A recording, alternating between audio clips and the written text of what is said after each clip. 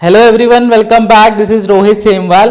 तो last video में हमने सीखा कि जेम पे बीओक्यू बिड कैसे पार्टिसिपेट करी जा सकती है, किस तरीके से वो वर्क करती है। आज हम सीखेंगे कि जेम पे जो नॉर्मल बिड है या स्टैंडर्ड बिड बोल लो या कैटेगरीज में जो बिड निकलती है उसको कैसे पार्टिसिपेट करना है। तो स्टैंडर्ड बिड नॉर्मली जो जेम पे है वो बेसिकली जो भी कैटेगरीज जेम पे अवेलेबल है, जो भी प्रोडक्ट की कैटेगरीज जेम पे अवेलेबल है उसके अंदर अगर कोई बिड निकलती है ना तो उसे नॉर्मल बिड या स्टैंडर्ड बिड आप लोग वो बोल सकते हैं। तो उन बिड में पार्टिसिपेट कैसे करना है, उसका क्या प्रोसेस है, कैसे आपको उसमें बिड में पार्टिसिपेट करना है, कौन सी बिड आप कर सकते हैं, कौन सी नहीं कर सकते हैं। तो उसमें क्या है कि जैसे मैंने बताया कि क्वाड्रेंट्स डिवाइडेड है, जितनी भी कैटेगरीज है क्वाड्रेंट्स में डिवाइडेड है। तो Q1 में तो कोई रीसेलर कर ही नहीं सकता। Q2 वाले जो बिड्स होंगी उसमें आपके पास ऑथराइजेशन होगा तो आप कर सकते हैं। और बाकी आज हम सीख लेते हैं कि उस तरीके की बिड में पार्टिसिपेट कैसे करना है। और कोई ऐसी बिड आपको कहीं से मिली है जिसका आपने कैटलॉग नहीं बना रखा तो वो कैसे आपको पार्टिसिपेट करनी है, तो वो आज हम सीखेंगे। तो स्टार्ट करते हैं वीडियो। तो फ्रेंड्स, मैंने लॉगिन कर लिया है अपनी जेम प्रोफाइल पे। आज हम सीखेंगे कि जेम पे जो बिड पार्टिसिपेशन है वो किस तरीके से होता है। कैटेगरी में जो बिड निकलती है प्रोडक्ट की वो आपको कहाँ देखने को मिलेगी और उसको आपको पार्टिसिपेट कैसे करना है। तो जब आप लॉगिन कर लेते हैं अपनी जेम प्रोफाइल पे, यहाँ पे ऑप्शन है ऊपर ही ऊपर आप देखेंगे मेन्यू बार में, मेन्यू ट्रे में। तो यहाँ पे ऑप्शन है लिस्ट ऑफ बिड्स का, इस पे आप क्लिक करेंगे तो बिड वाले सेक्शन के अंदर आप एंटर कर जाते हैं। अब जैसे मैंने पहले भी टाइप्स ऑफ बिड में आपको एक्सप्लेन किया था कि ये जो टाइप्स ऑफ बिड है किस तरीके से वर्क करती है। तो ये जो पहला सेक्शन है ना, यहाँ पे आपको कोई भी प्रोडक्ट की कैटेगरी के अंदर कोई बिड निकलेगी ना तो आपको इस सेक्शन में देखने को मिलती है। अभी यहाँ पे ऑप्शन आता है व्यू सेलेक्ट एंड कैटेगरी। जब इस पे आप क्लिक करते हैं ना तो ये आपको उन कैटेगरीज का ऑप्शन देता है जिसका कैटलॉग आपने बना रखा है। मैंने आपको बताया था कि लॉगिन करने के बाद सॉफ्टवेयर आपको वही बिट दिखाता है जिसका आपने कैटलॉग बना रखा है, जिसका आपने प्रोडक्ट लिस्टिंग कर रखी है। तो मेरे प्रोफाइल में अगर ये सारे लिस्टिंग दिखा रहा है, ये सारी कैटेगरीज दिखा रहा है, तो इसका मतलब मेरी प्रोफाइल में इन सारे प्रोडक्ट की कैटेगरीज में कोई ना कोई प्रोडक्ट अपलोडेड है, तभी ये मेरे लिए अवेलेबल है पार्टिसिपेशन के लिए। आप अपनी में क्लिक करेंगे तो आपको अपना अकॉर्डिंग दिख जाएगा यहाँ पे। ठीक है, फिर एग्जांपल लेते हैं। जैसे आज हम एक बिट पार्टिसिपेट करके देखते हैं लेड एसिड बैटरी की। तो मैंने इसे क्लिक किया और सर्च किया तो सॉफ्टवेयर क्या करेगा, फिर इस कैटेगरी की मुझे बिड्स दिखाने लगेगा। देखिए यहाँ पे ये लेड एसिड बैटरी की जितने भी बिड्स है ये यहाँ पे मुझे सॉफ्टवेयर ने दिखाना स्टार्ट कर दिया। तो जो भी कैटेगरीज आप सिलेक्ट करोगे, मल्टीपल सिलेक्ट करना चाहते हो या सिंगल करना चाहते हो, आप अपने अकॉर्डिंग करोगे और सर्च करोगे, उस कैटेगरीज की बिड सॉफ्टवेयर आपको दिखाने स्टार्ट कर देता है। ठीक है, अब इस टेंडर में हमें पार्टिसिपेट करना है। पार्टिसिपेट करने के लिए अगर आपको बिड डॉक्यूमेंट डाउनलोड करना है तो इस पे आप क्लिक करेंगे तो बिड का डॉक्यूमेंट डाउनलोड हो जाता है। बिड का डॉक्यूमेंट डाउनलोड होने के बाद कुछ इस तरीके से दिखता है। ऊपर स्टार्टिंग में कब निकला बिड, कब खत्म होगा, किस डिपार्टमेंट ने निकाला, कितनी क्वांटिटी का है और कौन कौन से डॉक्यूमेंट बायर ने मांगे हैं बिड पार्टिसिपेशन के टाइम पे, तो वो सारी डिटेल्स आपको देखने को मिल जाती है। प्लस यहाँ पे आपको टेक्निकल पैरामीटर्स भी देखने को मिल जाते हैं कि बायर की क्या रिक्वायरमेंट है, क्या उन्हें प्रोडक्ट चाहिए, क्या टेक्निकल रिक्वायरमेंट उन्होंने डिमांड करी है। पार्टिसिपेट पे आप क्लिक करेंगे। क्लिक करने के बाद यहाँ पे बिड डिटेल्स में सेम वही डिटेल्स है कि बिड कब निकली, कब एंड होगी, बिड का स्टेटस क्या है, कितनी क्वांटिटी की बिड है। यहाँ पे कंसाइनी डिटेल्स भी दी होती है कि आपको मटेरियल कहाँ पे पहुंचाना है। अब ये चीज ना नोट करने वाली है। आप देख रहे हैं कि यहाँ पे जो बायर है ना, ये भी क्या कहते हैं जोधपुर का है और कंसाइनी भी जोधपुर का है। बट बहुत सारे केसेस ऐसे होते हैं कि जिसमें बायर और कंसाइनी डिफरेंट डिफरेंट होते हैं। एग्जाम्पल के लिए, जैसे कोई बायर है जो दिल्ली में बैठ के बिड बना रहा है बट मटेरियल आपको जो सप्लाई करना है ना वो आसाम में करना है। तो कभी भी आपको जब भी कोई टेंडर आपको फिल करना है, कभी भी कोई टेंडर आपको कोट करना है, तो हमेशा कंसाइनी की लोकेशन कंसीडर करके करना है। अगर आप बायर की लोकेशन आप कंसीडर करके टेंडर कोट कर दोगे और कल को कहीं मटेरियल और पहुंचाना पड़े तो हो सकता है वो उस फ्रेट कॉस्ट आपने ऐड ना करी हो और जो आपने प्राइस कोट किया हो उसमें आप वो सप्लाई ना दे पाओ। तो कभी भी टेंडर कोट करने से पहले, टेंडर बिड करने से पहले, सबसे पहले आपको ध्यान ये रखना है कि कंसाइनी लोकेशन क्या है, ताकि आप अपनी प्राइसिंग उसी के अकॉर्डिंग कैलकुलेट कर सके। बायर वो है जो अपना बिड बना रहा है। तो ये हो सकता है कि कभी कभार केसेस में ऐसा होता है कि बायर और कंसाइनर डिफरेंट होते हैं, कई कई केसेस में सेम भी होते हैं, बट आप इंश्योर कर लें कि आप बिल्कुल सही कर रहे हैं, तो आप कंसाइनी लोकेशन देखें और उसी के अकॉर्डिंग उस बिड को कोट करें। लेड एसिड बैटरी पे आप क्लिक करोगे यहाँ पे, तो यहाँ पे आपको टेक्निकल रिक्वायरमेंट देखने को मिल जाती है। टेक्निकल रिक्वायरमेंट देखने को मिल जाती है कि बायर ने क्या डिमांड किया है, उसको प्रोडक्ट जो चाहिए लेड एसिड बैटरी, उसको क्या रिक्वायरमेंट है उसमें। तो जैसे आप देख सकते हैं नॉमिनल वोल्टेज 12 वोल्ट है, type of lead acid battery, जो भी पैरामीटर्स है यहाँ पे दिए हुए हैं। अब अगर इस टेंडर में हमें पार्टिसिपेट करना है ना, तो हमें बायर के अकॉर्डिंग जो भी टेक्निकल पैरामीटर्स उसने डिमांड करें उसके अकॉर्डिंग हमें प्रोडक्ट अपलोड करना होता है। मैं रिपीट कर रहा हूँ, ये लाइन बिल्कुल एग्जैक्ट पैरामीटर्स आपको डाल के अपना प्रोडक्ट अपलोड करना है। यहाँ पे अगर रेटेड कैपेसिटी बायर ने 150 मांगी है और अगर आप 160 के साथ आप इसे पार्टिसिपेट करने की कोशिश करेंगे ना, एक भी पैरामीटर मिसमैच होगा आपके प्रोडक्ट में और बायर की रिक्वायरमेंट में, तो सॉफ्टवेयर आपको टेंडर पार्टिसिपेट ही नहीं करने देगा, वो प्रोडक्ट जो है अवेलेबल ही नहीं होता पार्टिसिपेट करने के लिए। ये सॉफ्टवेयर है, जेम का जो प्लेटफॉर्म है एक पूरा सॉफ्टवेयर बेस्ड प्लेटफॉर्म है। इसको जो कमांड मिली हुई है, अगर इसे कमांड मिली हुई है कि वारंटी 2 इयर्स की चाहिए, तो आपको पार्टिसिपेशन 2 इयर्स के साथ ही देना होगा। कोई फर्क नहीं पड़ता आपका प्रोडक्ट 3 इयर्स के लिए है, 4 इयर्स के लिए, 5 इयर्स के लिए, आप अच्छा ही प्रोवाइड करा रहे हैं, बट सॉफ्टवेयर को 2 इयर्स की कमांड है, तो आपको 2 इयर्स के साथ ही देना पड़ेगा, तभी आप टेंडर पार्टिसिपेट कर पाओगे, वरना आप नहीं कर पाओगे। तो नोट करने वाली बात यह है कि जो भी पैरामीटर बायर ने यहाँ पे मांगे हैं, आपके प्रोडक्ट में एग्जैक्ट यही स्पेसिफिकेशन होनी चाहिए, तभी आप इस टेंडर को या कोई भी टेंडर आप उसी तरीके से पार्टिसिपेट करना चाहेंगे। हम ये एग्जांपल ले लें लेड एसिड बैटरी का, टेंडर कोई भी किसी कैटेगरी का हो, आप लोगों का अलग अलग कैटेगरी का होगा, कंडीशन सेम है, जो भी बायर की टेक्निकल रिक्वायरमेंट है उसके अकॉर्डिंग आपको प्रोडक्ट अपलोड करना है, तभी आप पार्टिसिपेशन दे पाएंगे। फिर नीचे आते हैं, यहाँ पे आप पार्टिसिपेट क्लिक करने पे, तो जब पार्टिसिपेट पे आप क्लिक करते हैं तो सॉफ्टवेयर क्या करता है, इस तरीके से आपको दिखा देता है कि आपके कैटलॉग में ना कोई भी प्रोडक्ट बायर के टेक्निकल पैरामीटर्स के अकॉर्डिंग अवेलेबल ही नहीं है ना। जैसे मैंने बताया, प्रोडक्ट तो कोई ना कोई एडेड होगा तभी ये बिड मेरे प्रोफाइल में शो हुआ, बट नहीं आया यहाँ पे, तो इसका मतलब जो बायर के अकॉर्डिंग, जो बायर ने जो पैरामीटर डाले हैं उसके अकॉर्डिंग मेरे प्रोफाइल में कोई भी प्रोडक्ट एडेड नहीं है। अब इस टेंडर को मुझे पार्टिसिपेट करना है, तो मुझे इसमें कैटलॉग बनाना पड़ेगा। कैटलॉग बनाने के मैंने आपको दो तरीके बताए हैं, एक तो आप मार्केट में जाके पेयर कर सकते हो और एक आप अपना फ्रेश प्रोडक्ट लिस्टिंग कर सकते हो। तो अभी के लिए हम लोग क्या करेंगे कि पेयरिंग करेंगे। तो मैं मार्केट में जा रहा हूँ, मार्केट में आप जाओगे तो यहाँ पे जो ये नेम होता है ना, ये हमेशा कैटेगरी का नेम होता है जिस कैटेगरी में वो बिड निकली हुई है। ये कोई प्रोडक्ट नेम नहीं होता, कोई मॉडल नेम नहीं होता, ये कैटेगरी का नेम है जिस कैटेगरी में बिड निकली हुई है। तो आप इस कैटेगरी को आप कॉपी करके डायरेक्ट यहाँ पे पेस्ट कर दो और इस कैटेगरी के अंदर आप एंटर कर जाते हो। अब आप इसके अंदर एंटर कर गए, यहाँ पे प्रोडक्ट स्पेसिफिकेशन यहाँ पे दी हुई है, यहाँ पे ये सारे पैरामीटर्स हैं जो बायर ने यहाँ पे मांगे हुए हैं। तो हम क्या करेंगे, इसके अकॉर्डिंग, इन पैरामीटर्स के अकॉर्डिंग अपना एक प्रोडक्ट ऐड करेंगे ताकि हम इस बिड में पार्टिसिपेट करा जाए। ठीक है, बायर जब बिड बनाता है ना, तो मार्केट में से वो किसी एक प्रोडक्ट को सेलेक्ट करता है बिड बनाते वक्त, तो तभी वो बिड निकाल पाता है ना। अगर टेंडर निकला है तो इसका मतलब मार्केट में कोई ना कोई प्रोडक्ट अवेलेबल होगा तभी टेंडर निकला है, प्रोडक्ट नहीं होगा तो टेंडर निकल ही नहीं सकता। तो कभी भी अगर टेंडर में कोई टेक्निकल स्पेसिफिकेशन है तो आपको मार्केट में जरूर मिलेगी, ऐसा हो ही नहीं सकता कि वो टेंडर निकला हुआ है और मार्केट में आपको प्रोडक्ट ना मिले। ठीक है, तो अभी हम सर्च करेंगे types of lead acid battery. तो ये है types of lead acid battery, buyer की रिक्वायरमेंट है यहाँ पे small size valve regulated lead acid batteries SMF करके।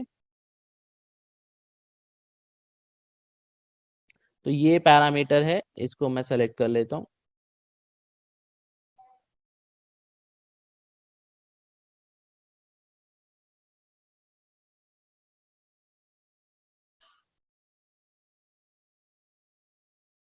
फिर यहाँ पे है nominal voltage of battery 12 volts.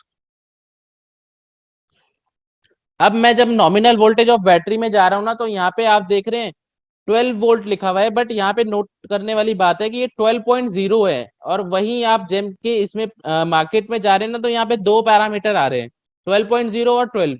तो इसमें अगर आपने 12 भी गलती से कर दिया ना, तब भी सॉफ्टवेयर आपको पार्टिसिपेट नहीं करने देगा। इसको कमांड मिली हुई है 12.0 की, हालांकि दोनों ही चीज सेम है, बट वही वाले मैंने बताया कि सॉफ्टवेयर है, सॉफ्टवेयर को जो कमांड मिली हुई है उसी को वो अलाउ करेगा। तो अगर इसमें 12.0 है तो आपको 12.0 के साथ ही करना है।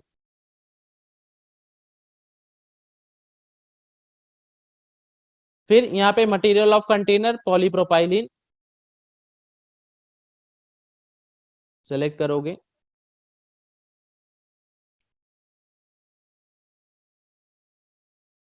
फिर रेटेड कैपेसिटी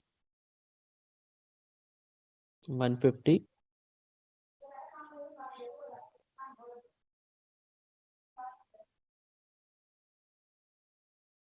वारंटी 2 इयर्स।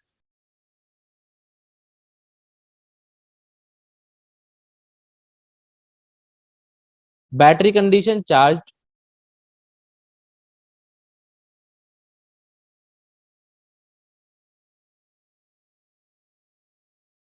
और डायमेंशन एज पर रिलेवेंट आईएस स्पेसिफिकेशन।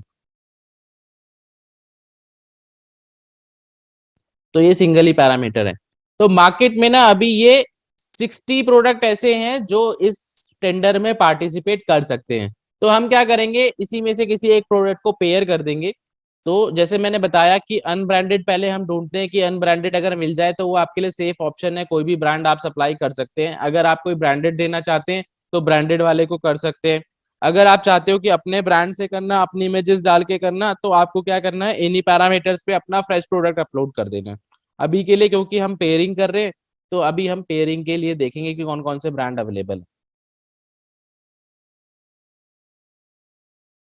तो पेयरिंग के लिए मैंने यहाँ पे खोला, तो यहाँ पे कोई भी ब्रांड नॉट एप्लीकेबल से रिलेटेड, मतलब नॉट एप्लीकेबल में कोई भी प्रोडक्ट यहाँ पे अवेलेबल नहीं है। ब्रांड में आप देख लेंगे कि जैसे यहाँ पे उकाया दिया हुआ है, तो उकाया जब मैं ओपन करता हूँ,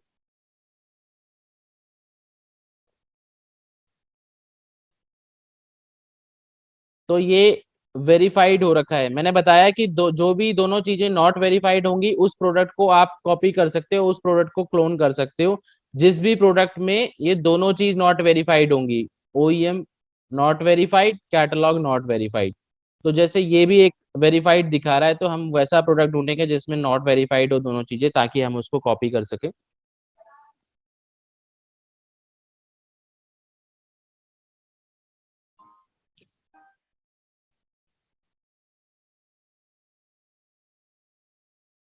तो ये जो कैटलॉग है नॉट वेरीफाइड है, दोनों ही चीजें, इसको हम कॉपी कर लेंगे, पेयर कर लेंगे इस बिड को पार्टिसिपेट करने के लिए।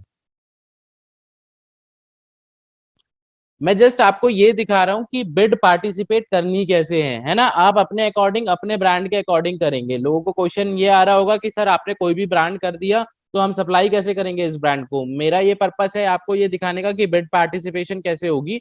आपको जब ये बिड पार्टिसिपेशन देना है तो आपको उसी ब्रांड में देना है जो आप सप्लाई कर सको। अनब्रांडेड है तो अनब्रांडेड, आपका कोई भी ब्रांडेड प्रोडक्ट है तो ब्रांडेड प्रोडक्ट, जो भी आपके पास अवेलेबल है जो आप कल को सप्लाई कर सको, तो वो आपको यहाँ पे प्रोवाइड कराना है। इसे मैंने ओके कर दिया।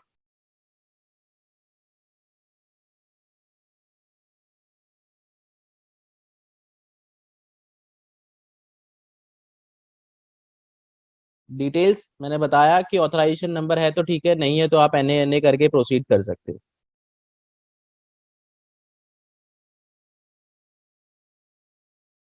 कंट्री ऑफ ओरिजिन इंडिया डालोगे तो लोकल कंटेंट डालना पड़ता है, ऑलरेडी डिक्लेयर है। 10% कम करके एमआरपी से ऑफर प्राइस डालोगे।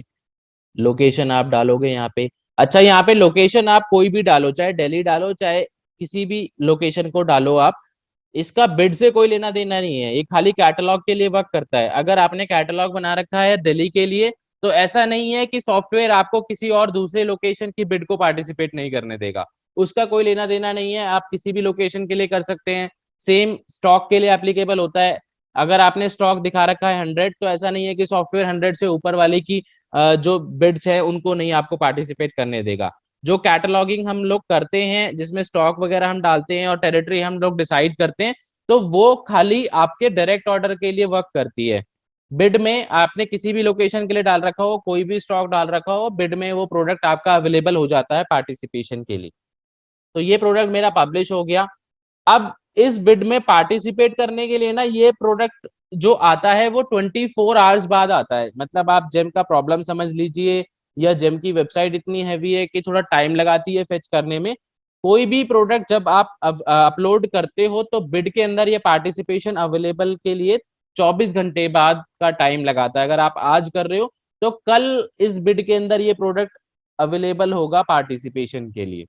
तो कोई भी प्रोडक्ट की बिड अभी के लिए आपको बिल्कुल एंड मोमेंट तक नहीं लेके जानी, क्योंकि प्रोडक्ट ही फेच नहीं होता।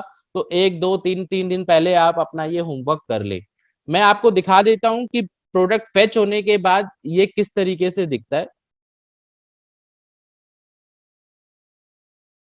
तो मैं एग्जांपल ले रहा हूँ यहाँ पे कस्टम बिड में जाके। कस्टम बिड में आपको दोबारा से समझाऊंगा बाद में, अभी जस्ट मैं आपको ये दिखा रहा हूँ कि जब आप पार्टिसिपेट पे क्लिक करते हैं और जो प्रोडक्ट अवेलेबल हो जाता है उसके बाद आपको क्या करना होता है।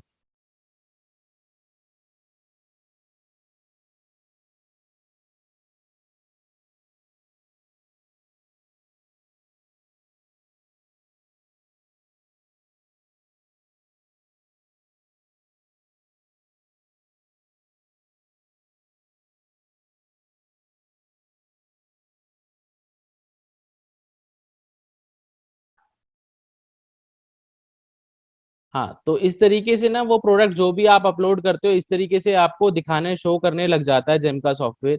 आप लॉग आउट हो गया शायद।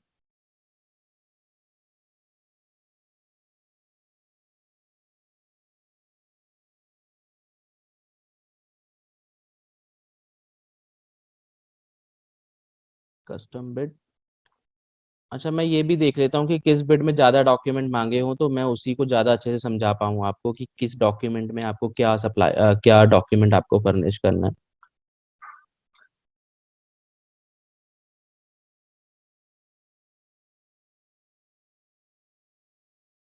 ओके।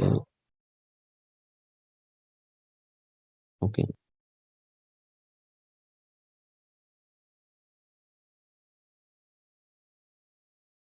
ओके, तो ये कुछ डॉक्यूमेंट्स इसमें मांगे गए हैं, तो इसमें समझ लेते हैं हम लोग कि इसमें कैसे होगा। पार्टिसिपेट पे आप क्लिक करेंगे, पार्टिसिपेट पे जाएंगे।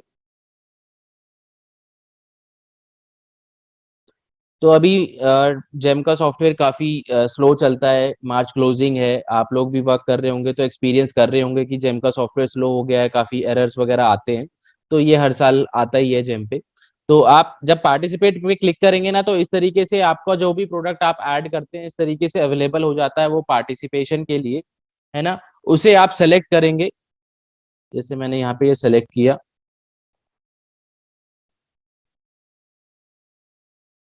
कंफर्म करेंगे, यहाँ पे क्वांटिटी यू कैन फुलफिल ये आप डालेंगे, सेव एंड कंटिन्यू करेंगे।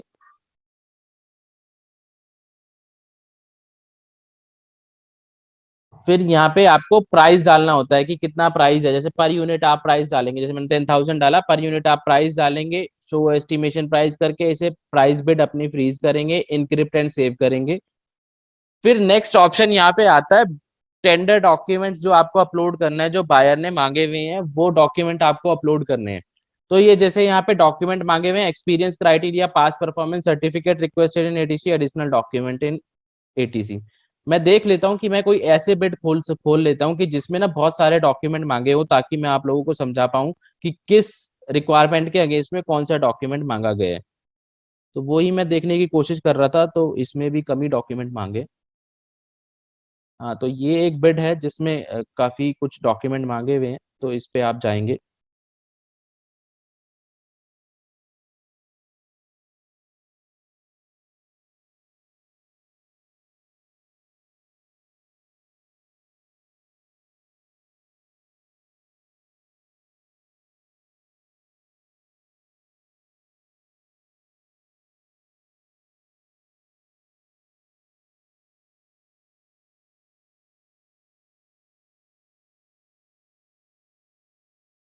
थोड़ा सा स्लो है सॉफ्टवेयर अभी, आजकल थोड़ा सा हैवी हो जाता है क्योंकि क्लोजिंग का टाइम है, हर कोई जेम के सॉफ्टवेयर पे लगा होता है काम करने के लिए।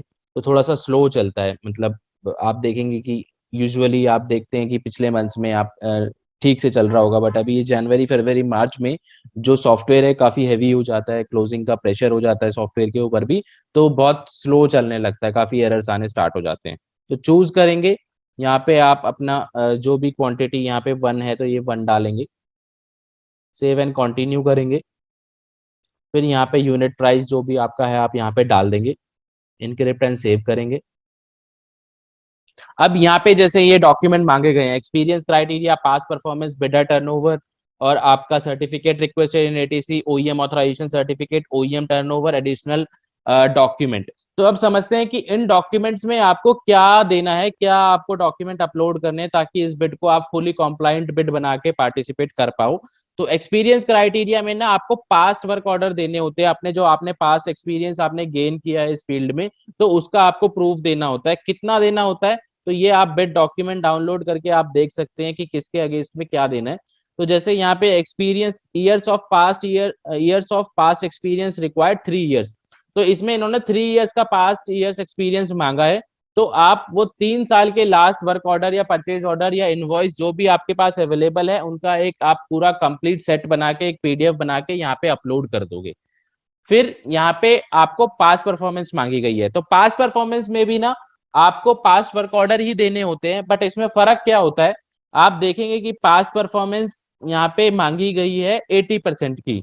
तो पास्ट परफॉर्मेंस कैसे वर्क करती है कि मान लीजिए एग्जांपल ले रहा हूं कि आपकी जो बिड है, जो बिड आप पार्टिसिपेट कर रहे हो वो 1 करोड़ की है, 1 करोड़ की है, 1 CR की है। तो आपको इसमें अगर 80% पास परफॉर्मेंस मांगी है ना, तो आपको 80 लाख तक के आपको वर्क ऑर्डर यहाँ पे सबमिट करने हैं। तो इसी तरीके से कोई भी बिड आप कर रहे हैं जिसमें 30% मांगा है, 40% मांगा है, 50% मांगा है, उसी हिसाब से आप अपनी पास परफॉर्मेंस कैलकुलेट करेंगे और अपने वर्क ऑर्डर्स यहाँ पे पीडीएफ बना के अपलोड कर देंगे। फिर यहाँ पे ऑप्शन है बिडर टर्नओवर। बिडर टर्नओवर में आपको एक टर्नओवर सर्टिफिकेट बना के देना होता है, जो भी आपका टर्नओवर है आप अपने सीए से एक सर्टिफिकेट बना के यहाँ पे अपलोड कर सकते हैं।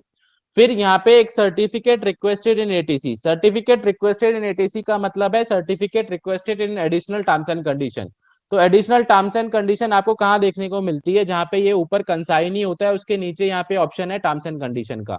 तो एक तो आपको यहाँ पे देखने को मिलती है, यहाँ पे आप देख रहे हैं ये इतने सारे कंडीशंस यहाँ पे दी हुई है बायर ने, जहाँ पे ये डिफरेंट डिफरेंट डॉक्यूमेंट्स आपको मांगे हुए हैं आपसे, तो आप इन्हें पढ़ लेंगे। जो भी डॉक्यूमेंट मांगा गया है वो आप यहाँ पे अपलोड करेंगे। तो एक तो आपको यहाँ पे देखने को मिल जाती है टर्म्स एंड कंडीशन, दूसरा आपको जो भी बिट डॉक्यूमेंट आप डाउनलोड करते हैं ना उसके लास्ट में भी आपको एडिशनल टर्म्स एंड कंडीशन देखने को मिल जाती है। तो आप पढ़ के अपना एक पीडीएफ बना के यहाँ पे वो जो फाइल है आप अपलोड कर देंगे। फिर यहाँ पे ओईएम ऑथराइजेशन सर्टिफिकेट आपको देना है। ओईएम ऑथराइजेशन सर्टिफिकेट, अगर आप कोई ऐसा प्रोडक्ट यहाँ पे कोट करने जिसमें ओईएम एप्लीकेबल है, किसी दूसरा ओईएम है, तो आप उससे एक ऑथराइजेशन लेके यहाँ पे अपलोड करेंगे।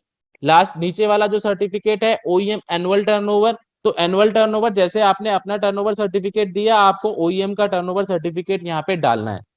फिर यहाँ पे एक ऑप्शन है additional document requested in ATC. तो ये एडिशनल डॉक्यूमेंट वाली जो विंडो है ना वो आपको इसलिए दी जाती है, देखिए यहाँ पे जो सर्टिफिकेट रिक्वेस्टेड इन एटीसी में जो बायर ने डॉक्यूमेंट मांगे हैं ना वो बहुत सारे मांग लिए यहाँ पे। अब जेम पे जो फाइल अपलोड होती है ना वो 10 MB से ऊपर की आप फाइल अपलोड नहीं कर सकते। तो कभी कभार केसेस ऐसे होते हैं कि बायर डॉक्यूमेंट तो इतने सारे मांग लेते हैं वो एक विंडो में जा नहीं पाती। तो ये एडिशनल डॉक्यूमेंट वाली विंडो ना आपको इसलिए दी जाती है, अगर आपके डॉक्यूमेंट कुछ वहां पे नहीं जा पा रहे हैं तो उनको आप स्प्लिट करके आधे डॉक्यूमेंट आप इस विंडो में भी अपलोड कर सकते हैं। तो आप इसमें एक एक करके सारी अपनी पीडीएफ जो है अपलोड करेंगे। अभी के लिए मैं कोई भी पीडीएफ अपलोड करके आपको दिखा दे रहा हूँ।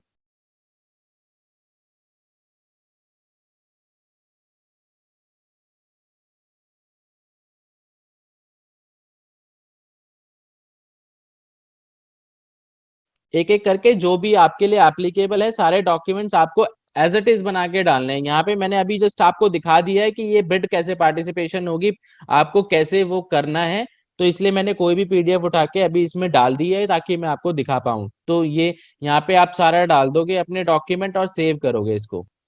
सेव करने के बाद ना लास्ट वाला जो ऑप्शन है यहाँ पे ओटीपी का आता है, यहाँ पे आप ओटीपी डालेंगे तो आपकी बिड पब्लिश हो जाएगी। वेरीफाई ओटीपी करेंगे, ओटीपी रिक्वेस्ट करेंगे, आपके जो रजिस्टर्ड मोबाइल नंबर और ईमेल आईडी पे ओटीपी जाता है, ओटीपी आप यहाँ पे डालेंगे। और ये बिड आपकी पार्टिसिपेट हो जाएगी। ठीक है, जैसे ये बिड मैंने पार्टिसिपेट कर दी, पार्टिसिपेशन होने के बाद यहाँ पे एक एक्नॉलेजमेंट स्लिप भी आपके लिए डाउनलोड करने के लिए रेडी हो जाती है। आप बिड पार्टिसिपेशन डॉक्यूमेंट करके कि आपने ये बिड पार्टिसिपेट कर ली है, इसको भी आप डाउनलोड करके सेव कर सकते हैं। बिड पार्टिसिपेट हो गई, सब कुछ हो गया। बिड पार्टिसिपेट करने के बाद आपको रियलाइज होता है कि मैंने प्राइस गलत डाल दी है या मेरा कुछ डॉक्यूमेंट मिस हो गया, तो यहाँ पे ना एक ऑप्शन होता है विड्रॉ बिड का। इस पे विड्रॉ करके आप 3 बार अपनी बिड को विड्रॉ कर सकते हो और दोबारा रीपार्टिसिपेट कर सकते हो। तो कोई भी एक रीजन आप यहाँ पे दे दो, इस बिड को विड्रॉ कर दो, तो ये विड्रॉ हो जाएगी और रीपार्टिसिपेट बिड करके आप इसे 3 बार रीपार्टिसिपेट कर सकते हो। बट डेडलाइन क्लोज होने से पहले, मान लीजिए कि ये 24 तारीख की बिड है, तो 24 तारीख से पहले आप 3 बार विड्रॉ कर सकते हो। एक बार डेडलाइन खत्म हो गई तो फिर ये विड्रॉ नहीं हो सकती। अगर विड्रॉ करती हैं आप, तो आपको रीपार्टिसिपेट करके जो भी आपको लगता है कि प्राइस गलत हुआ या डॉक्यूमेंट हुआ, आप उसे ठीक से करके इसे दोबारा से पार्टिसिपेशन दे सकते हो आप। तो कुछ इस तरीके से प्रोसेस करके ना आप लोग भी अपनी जो जितने भी टेंडर्स हैं उनमें पार्टिसिपेट कर सकते हैं। कोई भी प्रॉब्लम आती है, कोई भी क्वेरी आती है, तो आप मुझे मेल कर सकते हैं। ध्यान रखना है आपको बस एक ही बात का, जब आप प्रोडक्ट की बिड्स कर रहे हैं ना, तो प्रिपरेशन आपको पहले ही कर लेनी है। लास्ट डे में आप जाओगे, लास्ट डे में प्रोडक्ट अपलोड करोगे, उसी टाइम बिड करने की, पार्टिसिपेट करने की कोशिश करोगे, तो वो ना जेम के सॉफ्टवेयर फेच नहीं करता बिड के अंदर, वो जो आपका प्रोडक्ट है आ नहीं पाता टाइम पे, जिसकी वजह से बिड मिस हो जाती है। तो मेरा हमेशा से सजेशन रहता है कि जेम पे अगर आपको कोई भी बिड करनी है, चाहे वो ये बिड है चाहे वो किसी और टाइप की बिड है, तो वो आप पहले से प्रिपेयर करके रखें। या मेरा मानना ये है कि एक दिन पहले आप सबमिशन कर ले, क्योंकि लास्ट टाइम पे कभी भी कोई भी प्रॉब्लम जेम पे आ सकती है। अभी क्लोजिंग का टाइम है, जेम अपडेट पे रहता है या जेम नहीं चल रहा, कोई प्रॉब्लम आ रही है, कभी आप लोगों के साथ प्रॉब्लम आ सकती है, लाइट नहीं है, लैपटॉप चार्ज नहीं है, कुछ भी हो सकता है। तो प्रिपेयर रहें, टाइमली सबमिट कर दें, तो वो आपके लिए भी बहुत अच्छा रहेगा। नेक्स्ट वीडियो में हम लोग सीखेंगे कि जेम पे सर्विस बिड हमें कैसे पार्टिसिपेट करनी है, उसका क्या प्रोसेस है। तो इस तरीके की वीडियो आप तक पहुंचती रहे, चैनल को सब्सक्राइब करिए। Thank you so much.